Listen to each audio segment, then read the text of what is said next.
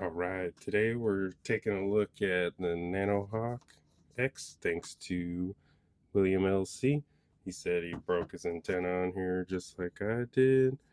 I don't have video of actually fixing it or replacing it, but I figure I'll break it apart and show you what I actually did. That might help you figure it out. Need the tiniest little screwdriver ever to get these screws on the bottom off.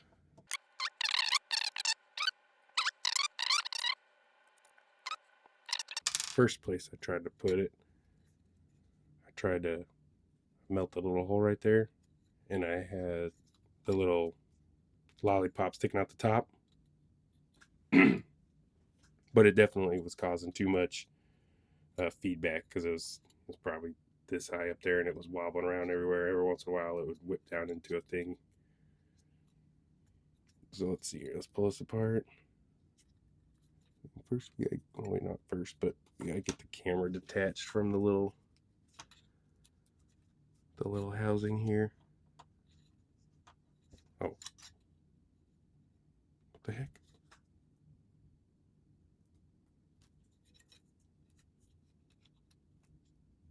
Just hold on by the rubber. The rubber grommet was just hanging on a little extra. But under here, there's a little.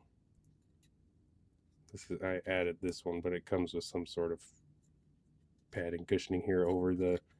Here, let me switch lenses. I'm gonna put on a macro lens real quick so we can get close. Oh, there goes that lens. Good thing it costs $4. All right, let's see here. We'll put on a macro. Got the macro going. Hella blurry, but we'll get it close up. Here we go. Under where the camera mounts. Kind of just pushes into some double side foam pad. Pull that off. I might have to get my tweezers to get all this off. Nope. Boom. Save that for later. So the way these UFL antennas attached to the Nanohawk, they're actually soldered. It's not a connection. So if you're going to replace it, you need to be at least somewhat comfortable with soldering. Let me get a pair of tweezers so I can point at stuff.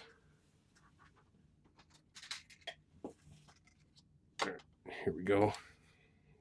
Tweezers. Ding, ding. All right.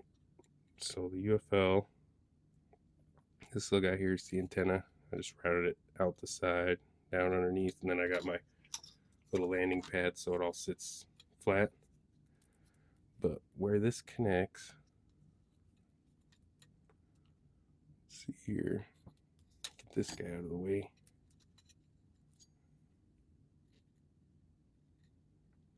Here's that, the antenna connector coming in, and then it has shielding on the outside that you have to split and solder to a pad here and a pad here. And then it has this inner wire that has an insulation layer around it. You can't destroy that insulation layer. It needs, these two on the outside need to be separate from this one. So if I remember correctly, I did the two on the outside first, and then I did this one. But it's definitely not purty. It's one of my earlier soldering expeditions, but it works. So hopefully this gives you a little bit of guidance on how to get yours done. Yeah, if I remember taking it off, I heated up the single one first and then peeled it back.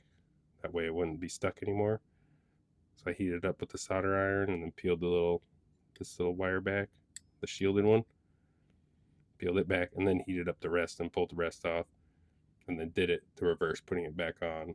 I tinned up and made some little legs out of the shielding, and then soldered one on one side, one on the other side, and then laid down the last one here. And then you need to protect it just so you don't short anything out, because the camera rides right on top of it. So I got this shiesty piece of stuff. Ta-da! It's not really protecting anything, but helps in my mind. So that's the repair on the Nano Hawk X antenna. Sorry I don't have any actual footage of me doing it, but hopefully that'll give you some ideas. The other thing you might want to do is just chop this way shorter, make this way shorter, and then make it come out of the top. So make it short enough to where it just barely pokes out of the top. That might be the best way to do it, instead of running it down and out and over here. I feel like this is going to break before too long. Okay, there's the Nano Hawk X antenna repair.